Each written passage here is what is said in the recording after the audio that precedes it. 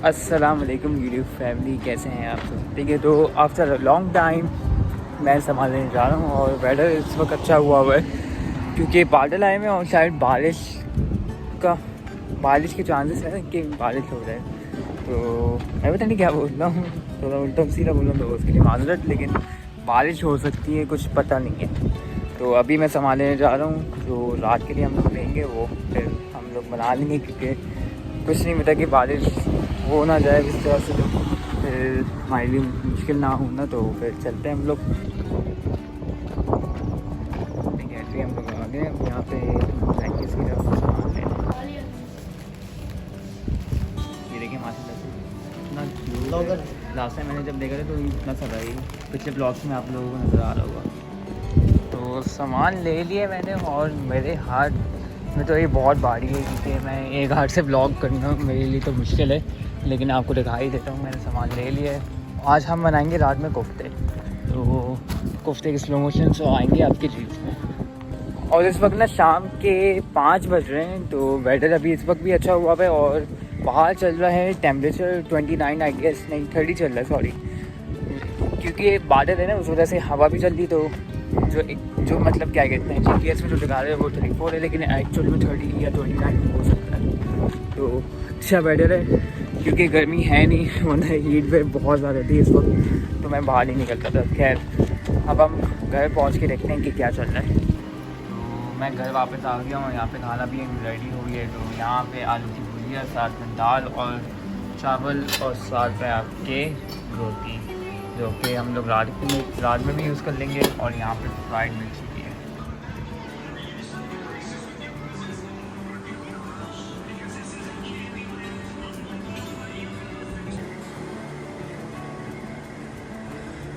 अब बादल देखें कितने ज़बरदस्त आए हुए हैं और आज कराची का मौसम बहुत ही खूबसूरत है। 29 डिग्री हुआ हुआ टेम्परेचर और हवाएं भी चल रही हैं समंदरी, और बड़ा अच्छा ठंडा सा मौसम हुआ हुआ है।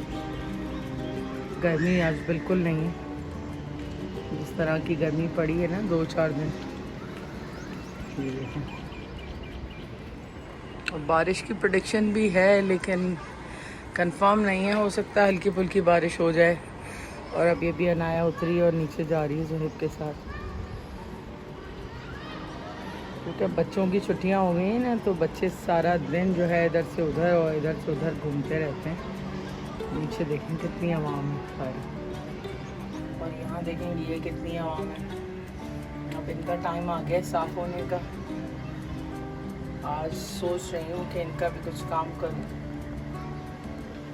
और ये पंखा चल रहा है, कबूतरों ने इसको मिट्टी में गिरा के गंदा कर दिया। और मैंने दूसरा भी एक यहाँ पे लगाया, लेकिन ये अभी नहीं चल रहा है क्योंकि पता नहीं क्यों झुका हुआ है, चल नहीं पा रहा है। नई कोकड़े निकल रही हैं जो कटिंग की थी उसके बाद, लेकिन फिर भी ये बेल उस तरह से फ्लावरिंग कर नहीं रही जिस तरह से ये करती थी। यहाँ कुछ फ्लावर्स इसने दिए हैं, मतलब पिछले 2 सालों में तो बहुत फ्लावर्स दिए हैं इसने, लेकिन इस साल ना इतना मज़ा कुछ है नहीं इसमें, ये फ्लावरिंग नहीं कर रही। और वहाँ की पूरी बेल मैंने काट दी, वो मैं अभी दिखाती हूँ आप लोगों को। इसकी भी कुछ यहाँ से ट्रिमिंग करनी पड़ेगी, पुरानी जो बेल है ना इसको कट करूँगी तो हो सकता है, क्योंकि इसकी रिपेयरिंग के चक्कर में ना दरख्त जो है फिर अपने आप को रिपेयर नहीं करता। पहली बेल मैंने पूरी कट कर दी है, इसका जो पूरा बंच था ना वो मैंने निकाल दिया है ताकि जल्द से जल्द दोबारा जो है अपने आप को सेटल डाउन करे। इसका नीचे का पार्ट है और यहाँ से मैंने इसको कट किया है ऊपर से। अब देखें कितने दिन में ग्रो करती है दोबारा। अस्सलाम वालेकुम my YouTube family and friends, कैसे हैं आप सब? उम्मीद है आप सब खैरियत से होंगे और मैं भी बिल्कुल खैरियत से हूँ। मौसम भी आज काफ़ी बेहतर है और गर्मी बिल्कुल नहीं है और हवाएं भी काफ़ी अच्छी चल रही हैं। तो यहाँ कोई शाम के 6:30 बज रहे हैं और मैं सारे कपड़े वगैरह समेट रही हूँ और कपड़ों को जो है फोल्ड वगैरह करूँगी। फिर जो है रात के खाने का कुछ सोच रही हूँ क्या बनाना है, और फिर चाय वाय पी के फिर कुछ प्लान करते हैं। काम भी काफ़ी सारे हैं अभी और करने वाली मैं हूँ, तो देखते हैं किस तरह करते हैं। अनाया को तो मैंने फ़िलहाल नीचे भिजवा दिया है ताकि ये कि मैं थोड़े से काम कर सकूँ। तो यहाँ पे हम लोग अपनी चाय बना रहे हैं और दूसरी केटल में बना रहे हैं इस बार, क्योंकि उसका कुछ मसला हो गया था। तो हमने इस केटल को निकाल लिया और उसमें हम चाय बना रहे हैं। डालें।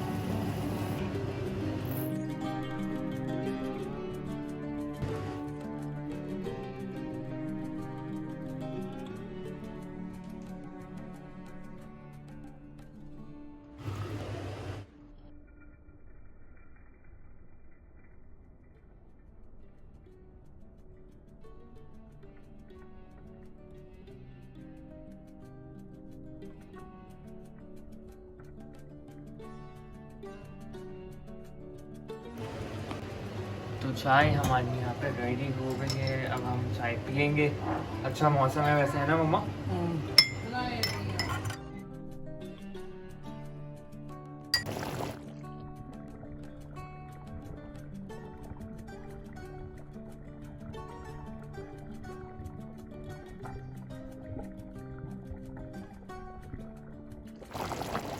तो यहाँ पे बन रहा है कोफ्ते आलू का सालन। एज आई सेड कि मैं ये लेके आऊँगा, तो मम्मा कोफ्ते बनाएंगी।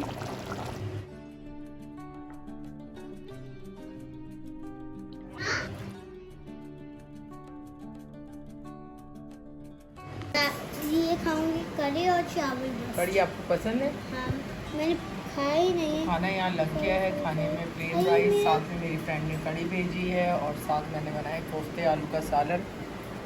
चलो। और थोड़ा सा ना आज मूड भी ख़राब है। उसके पीछे रीज़न ये है कि जो लोग बेपनाह मेहनत करते हैं अपने व्लॉग्स के पीछे और उनकी क्वालिटी को इम्प्रूव करने के अंदर बहुत ज़्यादा मेहनत करते हैं, हर चीज़ को इम्प्रूव करने के अंदर, कि हम आपको एक अच्छी क्वालिटी प्रोवाइड करें, एक अच्छे क्वालिटी के व्लॉग्स प्रोवाइड करें, तो वो बिल्कुल भी मैटर नहीं करता यूट्यूब पे। क्योंकि यूट्यूब पे सिर्फ लोग जो है कंट्रोवर्सी देखना चाहते हैं, दूसरों की ज़ातियात में घुसना चाहते हैं, और या फिर वो इस तरह की साजिशें देखना चाहते हैं जो हम उनको दिखा नहीं सकते। तो ये आ रहे हैं मैच खेल कर। तुम आज जल्दी आ गए? अच्छा, नीचे है कोई? हाँ, कौन है? आपके सारे दोस्त तो नहीं है, एक दो लोग थे अभी आएंगे, बच्चे बता रहे थे कि आएंगे थोड़ी देर में। अच्छा, एक बदोबदी करके कुछ सॉन्ग आया हुआ है, मुझे नहीं पता ना, मैं इस तरह के कंटेंट देखती हूँ, और सुना है कि 18 से 20 मिलियन व्यूज़ हैं उस घटिया से कंटेंट के ऊपर। तो आप ये देखें कि लोग कितनी घटिया जहनियत रखते हैं और कितनी घटिया चीज़ों को पसंद करते हैं कि 18-20 मिलियन बंदा एक ऐसी चीज़ देखने चला गया जो देखने के काबिल भी नहीं है। लेकिन बस यहाँ पर आपको तमाशा बनाना पड़ता है, और इसलिए लोग फिर तमाशा देखने आते हैं, और हम शायद वो कर नहीं सकते, इसलिए शायद हम कितनी भी मेहनत कर लें हमें उतने अच्छे व्यूज़ नहीं आते जितने कि यहाँ पे घटिया घटिया लोगों को आ रहे होते हैं, जिनके ना थंबनेल्स होते हैं, ना जिनकी पिक्चर क्वालिटी होती है, ना जिनका व्लॉग की क्वालिटी होती है, ना कोई बैकग्राउंड होता है। उसके बावजूद भी उनको बहुत अच्छे व्यूज़ आ रहे होते हैं, क्योंकि वो सिर्फ कंट्रोवर्सीज़ और तमाशे और साजिशें कर रहे होते हैं। उसके अलावा बहुत बड़े बड़े चैनल्स भी यहाँ पर, जिनके लाखों में सब्सक्राइबर्स हैं और जो अपने आप को नाम नेहाद जर्नलिस्ट कहते हैं, रोज़ पता नहीं कहाँ कहाँ से ढूंढ कर ऐसी कहानियाँ लेके आते हैं जिससे सुन के रोंगटे खड़े हो जाएं, और फिर मज़े ले लेके वो किसी की तकलीफ़ का तमाशा बना के यूट्यूब पे बेचते हैं, और उसके बाद जो है व्यूज़ भी इकट्ठे कर लेते हैं। तो अगर तो आपको व्यूज़ के लिए इतना गिरना पड़ता है तो लानत है ऐसे व्यूज़ पे कि आप दूसरे की तकलीफ़ का तमाशा बनाकर यहाँ पे बेच रहे हैं। और वैसे भी इस मुल्क में इतनी फ्रस्ट्रेशन हो गई है यहाँ पे रहना, क्योंकि यहाँ पे इसी तरह की चीज़ें जो हैं, इसी तरह के कंटेंट को लोग ऑब्लाइज करते हैं, उन्हें अप्रिशिएट करते हैं, और जो लोग सिंसियरिटी से, मोहब्बत से, इज़्ज़त से काम करना चाहते हैं उन्हें काम नहीं करने देते। इसीलिए तो यहाँ पे गंदगी का बाज़ार गर्म है। लाइवों में आप देखें लोग एक दूसरे के कपड़े उतार रहे होते हैं, एक दूसरे के ख़ानदान के ऊपर बातें कर रहे होते हैं। उसके पीछे रीज़न ये है कि आप लोग सुनना चाहते हैं ये सब कुछ ना। आप लोगों की मतलब डिमांड के ऊपर ही वो लोग ये कंटेंट प्रोवाइड करते हैं, क्योंकि आप लोग उनको सुनना चाहते हैं, आप देखना चाहते हैं ऐसी घटिया चीज़ों को, और आप अप्रिशिएट करते हैं ऐसी चीज़ों को, और आप चाहते हैं कि आपके बच्चे भी यही चीज़ें देखें, इसीलिए आप इन लोगों को और मजबूर करते हैं, इनको और व्यूज़ देते हैं। मेजॉरिटी हमारे यहाँ गंदी जहनीत और गंदे माहौल की पैदावार हैं, और वो सिर्फ इसी में खुश हैं कि वो क्या कर रहा है, वो क्या कर रही है, उसने क्या किया, उसने क्या लिया, उसने क्या पहना, उसने क्या खाया।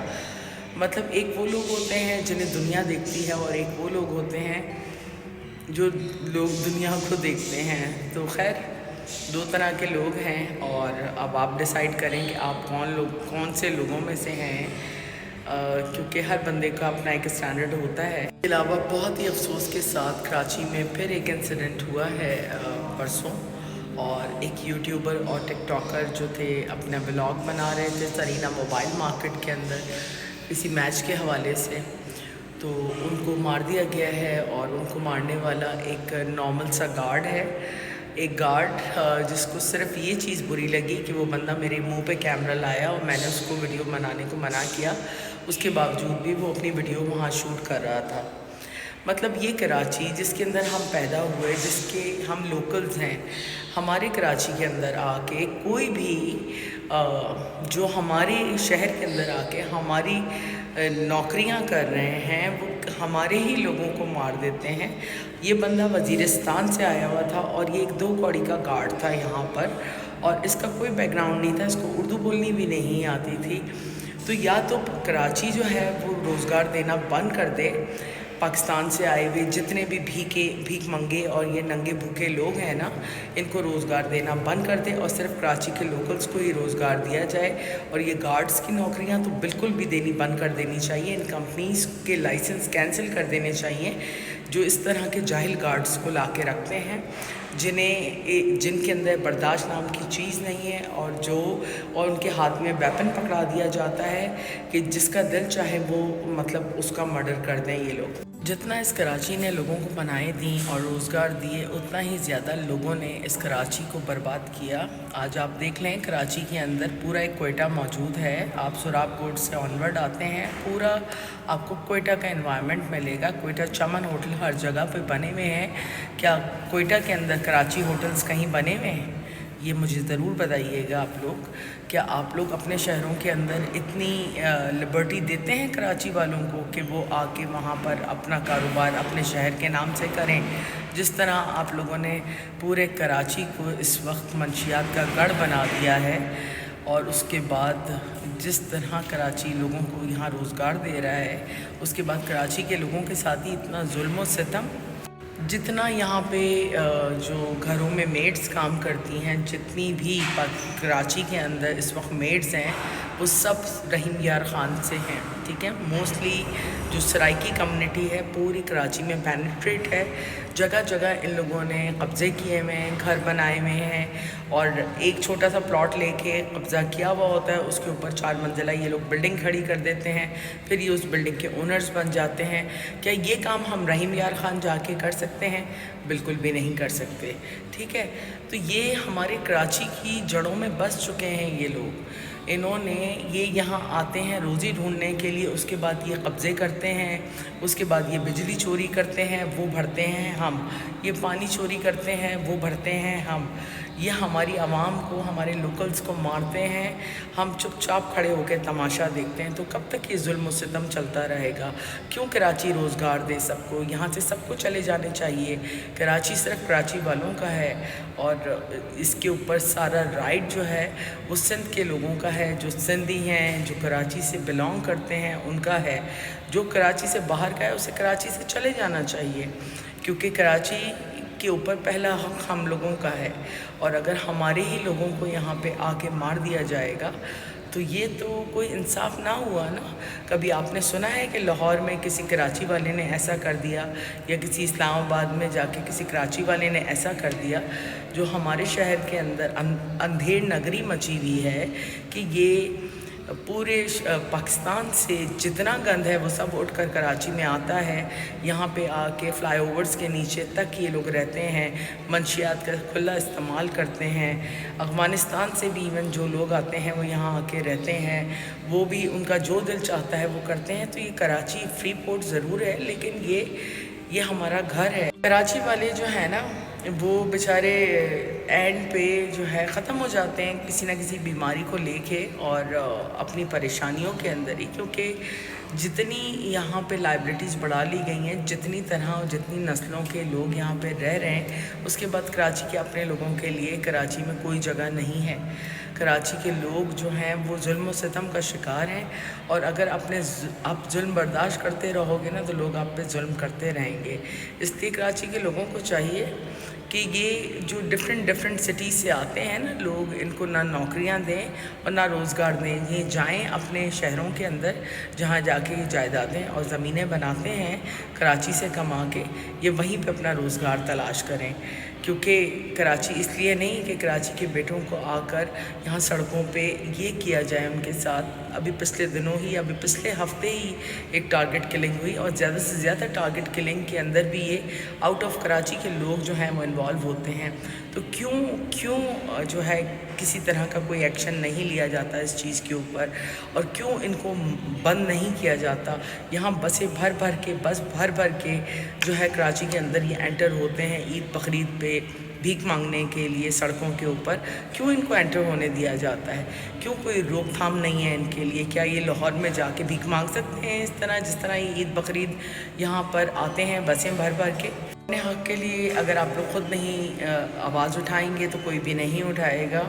इसके साथ ही हम अपना आज का व्लॉग एंड करते हैं। उम्मीद है आप लोगों को आज का व्लॉग पसंद आया होगा, और अगर कोई कराची वाला देख रहा है तो ज़रूर कमेंट कीजिएगा अगर आप लोगों को मेरी बातें थोड़ी सी समझ आएँ तो। इंशाल्लाह एक नए व्लॉग में जल्द आपसे मिलेंगे। उम्मीद है आप लोगों को आज का व्लॉग पसंद आया होगा। पसंद आए तो प्लीज़ लाइक, सब्सक्राइब और शेयर करें। अपनी फैमिली का ख्याल रखें, अपनी दुआ में हमें याद रखें। गुड नाइट, टेक केयर, अल्लाह हाफ़िज़।